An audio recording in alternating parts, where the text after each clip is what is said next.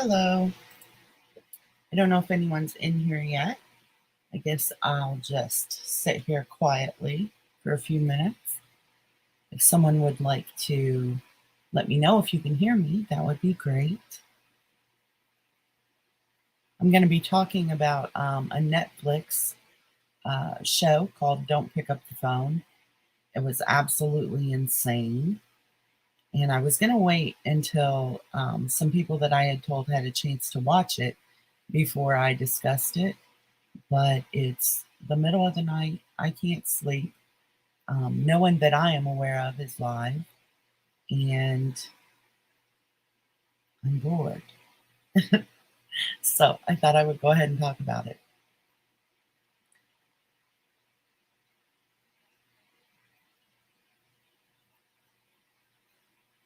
I hope anyone who's listening is having a good evening.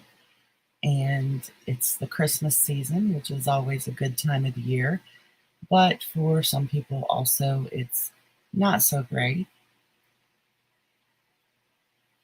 But I hope everyone is ready for Christmas. How much or how little Christmas you enjoy, I hope that you do enjoy it. Okay, I don't know if anyone's here or if anyone can hear me. That is fine. I'm going to go ahead and start talking about this show. I've been excited to talk about it because it's got a lot of concepts to it that interest me, like psychology and how people think and how things work. And when I'm going to talk about a couple of experiments that were done too that lend some credence to how this kind of a crime could happen so successfully so many times. So, again, the name of the show is Don't Pick Up the Phone. It's a three-part series documentary about a crime that happened, I believe, from the mid 90s until like the early 2000s. Hey, Jonathan, it's good to see you. Thank you for clicking like. Thank you for talking so that I could hear you okay, or so that I know you can hear me okay. I hope everything's going well with you, Jonathan. Again, this was a true crime, and it's a documentary about it that happened over a period of 10 years. I think it was from like 1995 until 2005 before the person who was doing this was caught. So let me give you the backstory on what the crime actually was. This was a person who was calling fast food restaurants like McDonald's, Wendy's, Taco Bell, some small like mom and pop places also like local to the area that were not franchises. But this person would call and that he would describe kind of just a generic person. He would introduce himself as a law officer, a member of law enforcement. And he would give a general, just generic, vague description of a person who supposedly worked at the restaurant.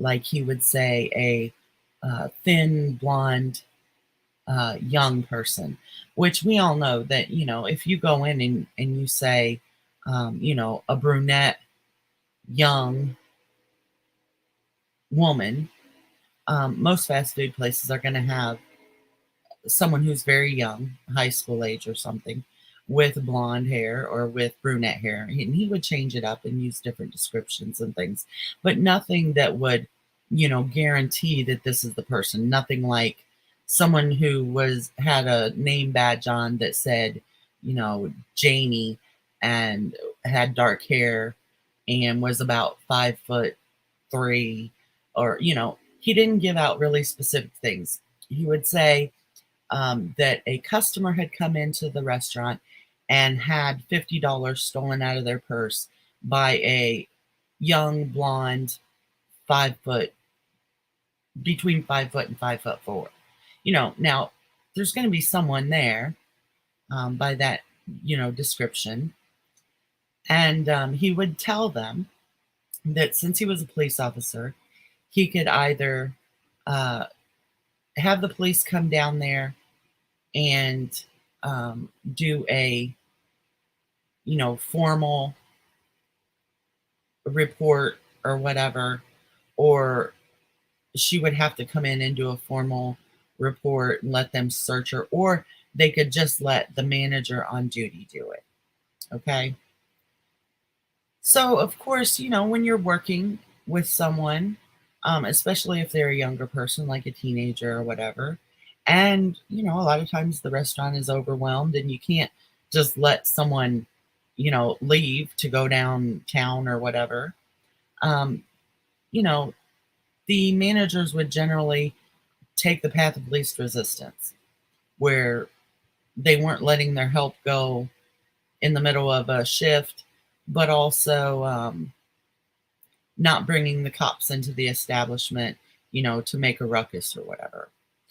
So usually the teenager who was working, who would be called back there, would just say, "Yeah, you can go ahead and search me," or whatever. And the guy on the phone would tell them, "Well, I can just walk you through, how to search them or whatever. The lady's missing $50 out of her purse and blah, blah, blah."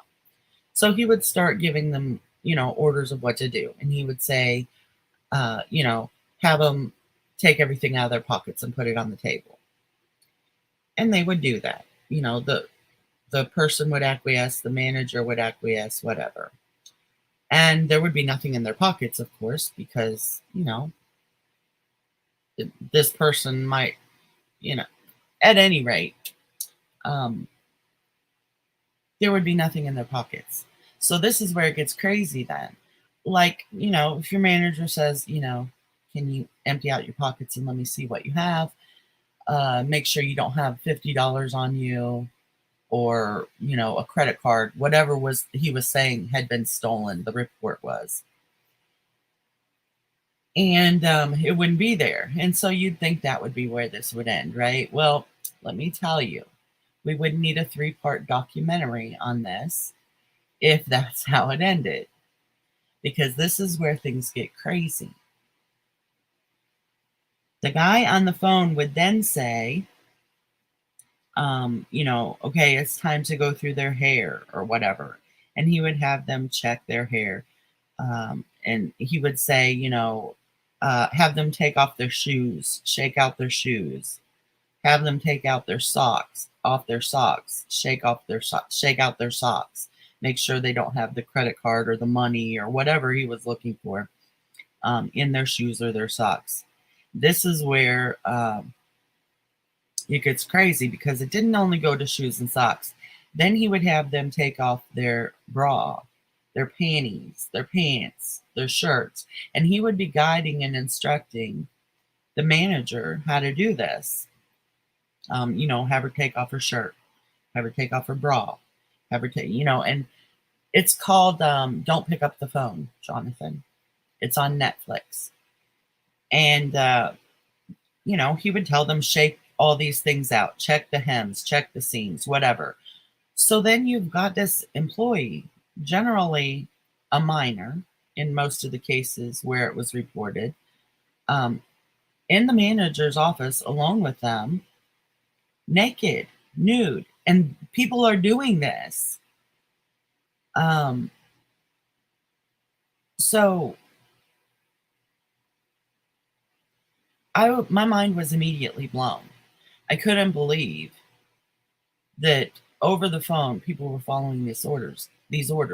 But in this show, they have it on camera, even videos from some of the managers' offices of them having these people do this. And this guy did this for 10 years, at least that's known, okay, from what they've been able to figure out as the first time to the last time. The one girl who they did this with, who they have the video of, once she was nude, and I think she was 17 or 18 at the time, they had her do the whole squat thing, do jumping jacks, Um, oh my gosh, just so much crazy stuff. And you're thinking this is a person over the phone who you haven't even verified as a police officer, right? In person, I would hope that everyone knows enough to know that if you're ever approached by someone who says they're law enforcement, that you should see their badge and see their ID and get their name and get their badge number or their ID number. And if you have any doubts at all, I mean, you don't have to be combative and you don't have to be rude, but you have a right to ensure your safety. And so if a police officer comes up to you, you get their name, you see their badge, you see their number, all of that. And if you still are not concerned, you have every right to call your police department and ask, you know, does this person work there? This is the ID number that they gave me, or the badge number, or whatever, before you submit to anything, unless it's an emergency situation, like where they come up on you and they tell you get down on the ground, or whatever. But if someone just comes up to you and is questioning you, you have every right, before you roll down your window, before you open your door, if you're not doing anything, if you haven't been pulled over by someone in an actual police car, in an actual police uniform, who checks out, who can show you everything you need, you have a right to keep yourself safe. So these are people who are acquiescing to these kind of demands over the phone. They don't know if this is a real law enforcement officer. They don't know if this person is even who they're saying they are. Hey, little lady, it's good to see you. Little lady, I'm talking about a show on Netflix called Don't Pick Up the Phone. It's absolutely insane. So after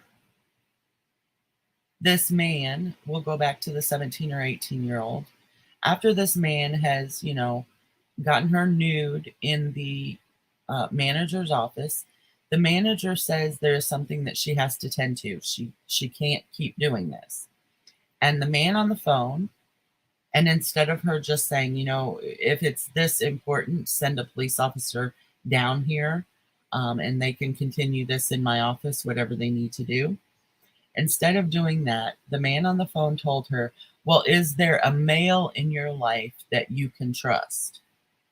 And the woman says, yes. Which, I would have said that's none of your business. But she says, my boyfriend. And he says, well, get him down there and he can just sit with her and wait until you take care of what you need to take care of. So she does. She gets her boyfriend down there. She calls her boyfriend to come into the restaurant. And he does. And she tells him all he has to do is sit there in the office, stay on the phone with the law officer, and he'll tell him, how to keep an eye on her, what to let her do or not let her do or whatever. So the boyfriend comes down, and now the alleged law enforcement officer is speaking to him. This gets even worse. Now, if you didn't think it was bad enough that they have a 17 or 18-year-old employee in the manager's office, have had her remove all her clothes and have her doing jumping jacks and squats and all kinds of things nude. The boyfriend comes down, and the alleged law enforcement officer starts telling him that he needs to check her breasts and things like that. Basically, she's nude. What are you checking for? But he does. And he tells him she needs to sit on his lap so that he can keep an eye on everything she's doing. At some point, he actually tells him to put her over his lap and start spanking her, which he does. And then at another point, he tells him to have her perform orally on him. And he does. And they do. That is insane. How is any of this having anything to do with an alleged report of her stealing money or credit card or whatever it was from a customer. And who would follow through with this? And who would follow these instructions? Because I'm going to tell you what would have happened had I been the person who took that call. As soon as they said, you can either do the search there, the strip search there, or we can have a police officer come down there, I would have said, listen, I'm a manager for McDonald's. I don't conduct strip searches. Oh, I watched that too, little lady. Hold on. We'll talk about that one when I'm done talking about this one. But I would have said, it's not in my job description or within my rights as a human being to conduct a strip search on them. You're going to have to send a police officer. Now, I would think that anyone who has worked with young employees, first of all, would have considered the age of this employee. And even though I wouldn't have wanted to cause them any embarrassment or whatever with having to deal with law enforcement or whatever, I would have had law enforcement there. Secondly, anyone who is a minor, I would have notified them to contact their parents immediately before anyone came and talked to them. So it's so crazy. And this isn't just one time this happened. This man did this for 10 years. And over those 10 years, there were hundreds of people who gave in to him and did what he wanted, knowing absolutely nothing except for the fact that he would say he was from the local police department. Please do, little lady. You will be completely baffled by why these people did the things they did. It's a docu-series. It's 3 parts. It is true. And it's just mind-blowing. So what I was going to talk about then in regard to that is that psychologically, I mean, I can sit here and say what I would have done in the situation, right? But there's something that happens when an authority figure comes in contact with just a regular citizen. Most regular citizens will follow the orders of an authority figure like a law enforcement officer or a doctor or a teacher and that's why a lot of laws have been made regarding the fact that if you are in a position of authority or power over someone, that you cannot, if you work with them or you teach them or whatever, you can't date them. It's not a good move because when you're in that position of authority, it's like some people just go on autopilot. They're going to do whatever you say because you are an authority figure. So there were experiments, and if you want to look these up, they're very interesting. The first one is going to be the Milgram experiment, and the second is going to be the Stanford prison experiment, I think it's called. Anyway, if you put it in, it will come up. In the Milgram experiment, a person in a white coat, a lab coat, conducts the experiment, but the person who's participating, one person knows what's going on and the other person doesn't. And the person who doesn't is the one who's being studied, okay? The person signs up for this study. They come in and they're told that they're going to be teaching this other person whom they can't see. The person is in a room right next door to them, so they can hear them. And there is a machine in front of them that has a dial on it. And they're told that if the person gets the question right, they don't have to do anything. If the person next door to them gets the question right, doesn't have to do anything. But if the person gets the question wrong, they are to start at the lowest energy level for a electric shock and shock the person. They have the machine in front of them and they will turn the dial and they will administer the shock if the person gets it wrong. Now, the authority figure in this is the guy in the lab coat. Because when we see people in lab coats and they tell us they're a psychologist or a doctor or whatever, we think they know best, right? Because they're the authority figure. So what happened, and I really don't feel I would do it, but you know what? We never know until we're in that situation. What happened is that um, these regular people were willing to administer electric shocks to people they didn't even know and could not even see. And the thing is, when they would administer the first shock, the person would say, oh, or kind of cry out or whatever, and it wouldn't be so bad. But each time the person got the thing wrong, they would up the level of the electric shock.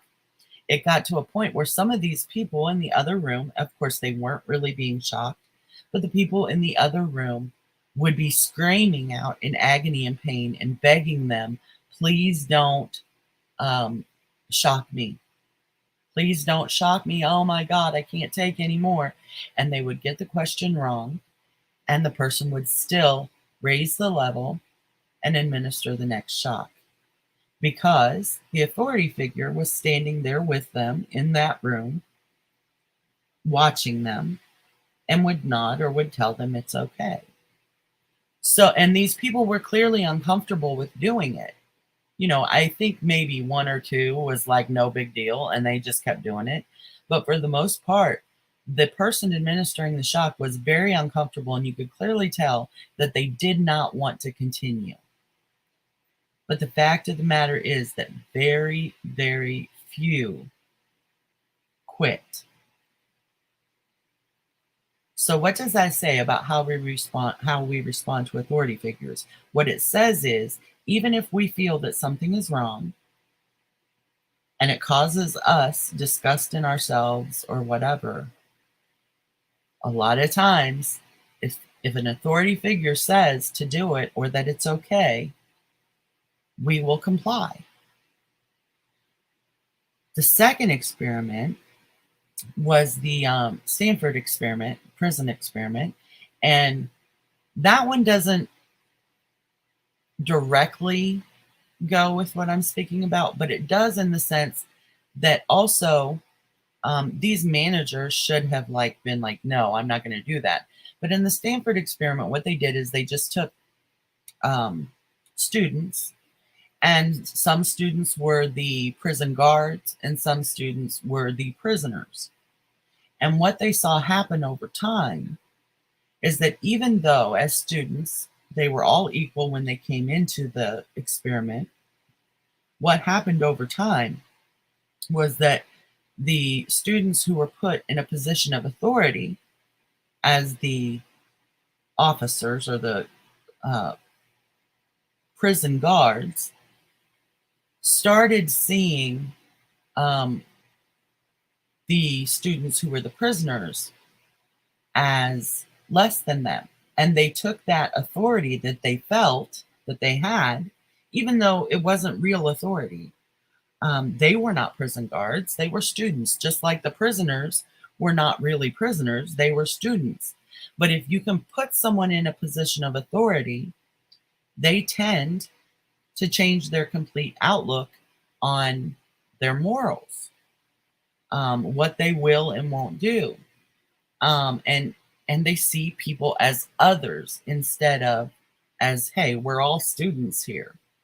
So when the managers were given this authority to conduct strip searches that they clearly were not trained to do, they still put themselves in a position that that now they were the authority over this person who had been,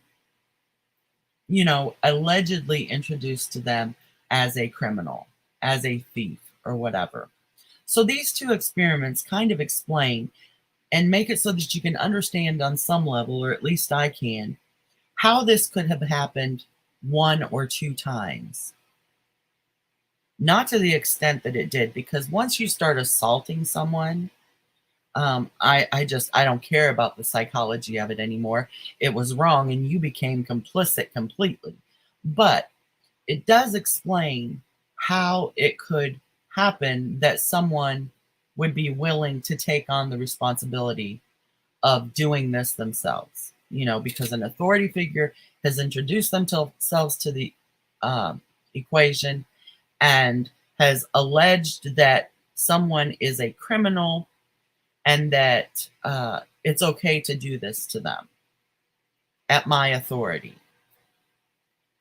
So, yeah, this man got away with it hundreds of times.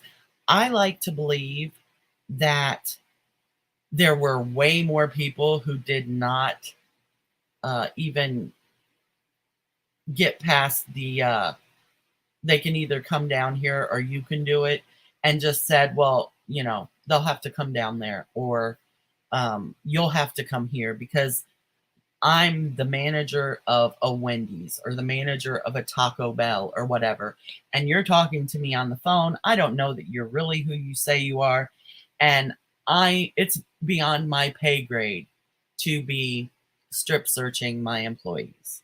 So I hope that there were thousands upon thousands of people who did that and we never heard about them. But there were hundreds of people who participated in these antics and did not question it. So, it's just absolutely insane. If you haven't seen it, again, the name of it is Don't Pick Up the Phone. It's on Netflix. It's a 3-part docuseries about this true crime. They did finally find out who the man was. He was a man who was living in Florida. He wasn't even in these areas where this was happening, but clearly he was a predator. He was good at what he did. He was also a prison guard and was familiar with strip searches and things like that, I'm certain.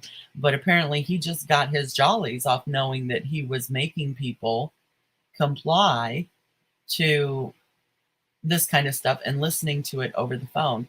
And the way he ruined so many people's lives is just ridiculous. Now, there were people who went beyond what I even consider being able to be logically rationalized. Um, some of them were assaulting, like sexually assaulting these people. I'm sorry. I just don't think that there's any kind of logic that could give me an idea that, you were just mistaken because you thought this was an authority figure. If an authority figure tells you to touch a minor in that way, no, that's against the law. They would know that's against the law. What the heck are you doing? So, if after anyone watches the show, if you would like to discuss it again, leave me a comment under this, and we'll do a night where people can come up and talk about what they thought about it. I just find it very interesting, and I know I probably didn't explain it very well. It's kind of difficult because, some of the stuff is just so egregious, and when you hear it, you're just going to lose your mind. If you watch the show and you hear it, you're going to be like, how stupid are these people? But I'm telling you, there's something that happens to the brain when confronted with an authority figure. I would like to believe I would never participate in any of that, and that as soon as they were on the phone telling me that they were a law enforcement officer and they needed to do this, I would have said, I don't know that's who you are. And if there's a problem, you need to come in and take care of it. And I would have hung up. I'd like to believe that's what I would have done. I kind of think I might have been coerced to do so much as to maybe have them empty their pockets. That's a possibility. But anything after emptying your pockets, no, that I'm going to leave that to the professionals. And I like to believe I would have said, you're going to have to come down and do that yourself. That's not my job. It's not in my job description. And it certainly is not something I'm willing to participate in. I like to believe that too, little lady. I really do.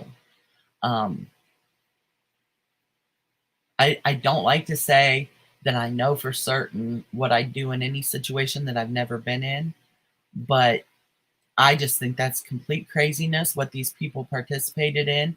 And some of these people, these managers, were brought up on charges, and I think they should have been. And I think they should have been, sentenced for long periods of time. If, you know, if they could be talked into it, some of this stuff, I'm saying, maybe they don't belong on the streets. Yeah, you do, little lady. Okay, so you were talking about prisoners.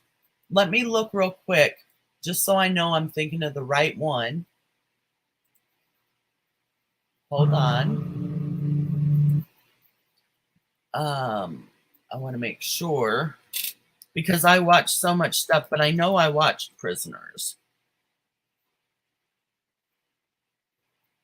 See my daughter? Yes, the one. Okay, I remember now. The one where the man's daughter comes up missing. That was crazy. Um, it didn't turn out the way I thought it would at all. I think the story got really kind of complicated at the end, and the ending really bothered me. Did the ending really bother you? Because I'm like, he's right there, and you're standing right there, and I was thinking about the whistle the whole time, little lady, and I'm thinking, blow the freaking whistle. Or did he not find it? I thought that he did, but then I thought, well, maybe he was imagining that he did, right? But then the mom said she bought her a new one. So I'm thinking the little girl really left it down there. Why isn't he blowing the shit out of that whistle? Spoiler alert, by the way, he doesn't blow the whistle. Yes, the end pissed me off terribly. And I'm wondering, why didn't they ever find his tools inside that house? And why didn't they ever find his truck somewhere around the property? You know? I mean, that lady couldn't have been that good, right? Like, she couldn't have hidden everything. So, yeah, it was a good movie, and I enjoyed it. But it's one of those that, you're thinking, but what about this? Or what about that? Or how'd she cover up this? Or how'd he cover up that? Or whatever. But it was good for what it was. I enjoyed it. And I would say that I don't want my time back. There are some shows that I watch that I want my time back. And I'm trying to think of the last one that it was because I was really pissed off. I wanted my time back so bad. I would have sued them for my time back if I could have gotten it. God, what one was it?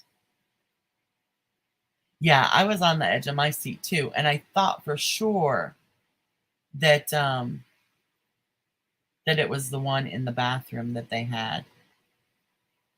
And then it ended up being a whole bunch of people. So sorry if I'm ruining it for anyone who's watching on the replay or who's listening and did not hear or has not watched it yet. It's called Prisoners. It's got Jake Gyllenhaal in it. It was pretty decent if you know if you can get past hating the end.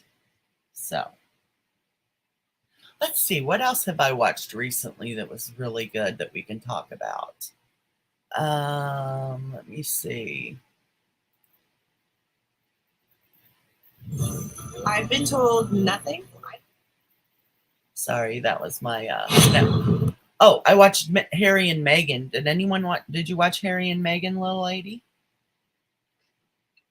I didn't think I would like it, but you know what? I did. I've always kind of been sour towards Meghan. I don't know why. I don't really know much about her. I guess just the little things I'd seen or heard in headlines and stuff. Um, I was a little bit soured on her, even though I didn't really know anything about her. But I so far have enjoyed Harry and Meghan, and I haven't watched the newest yet. I watched the first, what was it, 4? I think the newest one actually came out today. Well, yesterday, because it's after midnight now, but I need to watch the newest of it. I think that Harry is adorable. I think he's a lot like his mother. I enjoyed watching him grow up when he got to be more of a teenager and a young man. And he joined the military and he started doing the things in Africa with kids and all of that. I really thought that he was so much like his mother. And I just enjoyed it. I didn't see her really being, and listen, I know she can put on an act, and there's probably been people who've written what they should say and told them what to say and what not to say and all this and how to behave, um, how to sit, how to move, how to look at each other, all of that. I know that, but I didn't really get any inkling that she's devious. She could be, but in the documentary series, she didn't come across that way to me. So I guess with me, it kind of did some damage control because I thought she was going to be just devious and, underhanded and snarky or whatever from what I had seen in headlines and all that. Like I said, I really don't know much about her, but I enjoyed it. I'm looking forward to the rest of it. And then let's see, what else have I watched?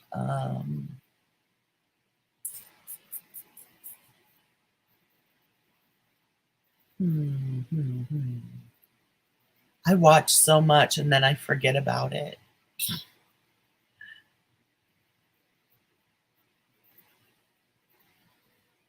I'm looking to see what else I've recently watched.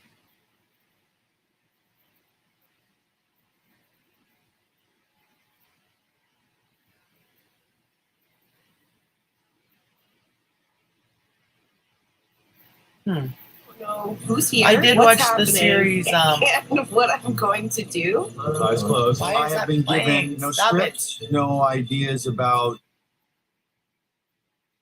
There, that was the trailer for Who Killed Santa. I have not watched that yet.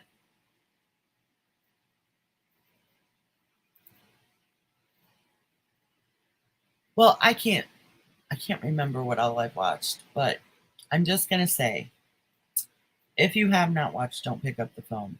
Please do. And then leave a comment under this video and let me know if you want to talk about it and we can discuss all of it. I'm not too good at discussing by myself because, I really need someone to talk about it to remind me of the things that I thought. That's generally how a discussion works. So, yeah, if you watch this on the replay, leave me a comment. We can set a time or a date and you can come up on panel, anyone who wants to discuss it, to tell me what blew your mind about it, to tell me why you think people were so gullible, whatever you feel about it. And we will do that. So I'm going to go ahead and end this now. It's getting late. I'm going to try and wind down so I can go to sleep. Hopefully that will happen. But I just want to wish you all like a very happy Friday. It's Friday now. I hope your weekends are wonderful and blessed. Thank you if you watch this on the replay or if you've been here during the discussion. Little Lady and Jonathan both were here, I know. Okay, Little Lady, when you're done watching it, leave me a comment under here and let me know what you thought, okay? And everyone have a great weekend. I hope you have the weekend you deserve, the day you deserve, the night you deserve. Bye-bye.